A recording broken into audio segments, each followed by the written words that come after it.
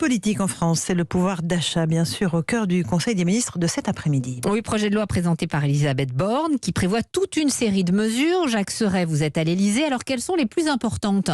Eh bien, il y a par exemple le prolongement du bouclier tarifaire sur le gaz et sur l'électricité. Ce bouclier qui devait s'arrêter en ce mois de juillet doit être prolongé jusqu'à la fin de l'année. Prolongement également de la remise à la pompe de 18 centimes jusqu'à la fin du mois de septembre. Ce dispositif doit ensuite être progressivement mis en extinction, passant progressivement de 12 centimes en octobre à 6 en novembre et définitivement clos en décembre. Parallèlement, le gouvernement prévoit la mise en place d'une indemnité carburant pour les travailleurs à revenus modestes qui doivent utiliser leur voiture.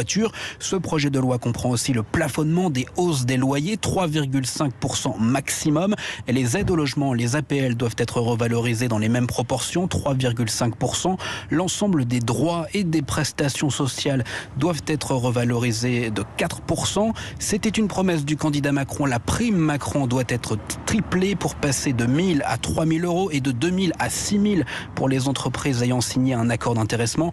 Enfin, le gouvernement a décidé le versement d'une aide exceptionnelle de rentrée de 100 euros par foyer, auquel s'ajoutent 50 euros par enfant. Une enveloppe qui devrait être versée en septembre à 8 millions de foyers. Enfin, autre mesure prévue, la suppression de la contribution à l'audiovisuel public, soit une baisse d'impôt de 138 euros par an pour 23 millions de foyers. Ne bougez pas, Jacques, on va poursuivre dans un instant, mais je voudrais d'abord qu'on écoute le ministre de l'économie, Bruno Le Maire, car ces mesures, il va bien falloir qu'elles soient votées au Parlement. Nous voulons, et Olivier Dussopt l'a dit, arriver à l'Assemblée nationale et au Sénat dans un esprit d'ouverture et de compromis. Mais je veux dire aussi que tout n'est pas possible financièrement.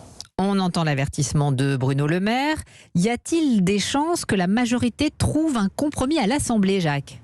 Eh bien, ça s'annonce ardu, car à ce stade, les oppositions comme l'Alliance de gauche ou les Républicains sont prêtes à voter certaines de ces mesures, seulement et seulement si la majorité relative présidentielle appuie leurs amendements. Par exemple, les Républicains jugent indispensable une baisse des taxes sur les carburants pour garantir un prix maximum à 1,50 € le litre, pendant que la NUPES réclame une augmentation du SMIC à 1 500 € net.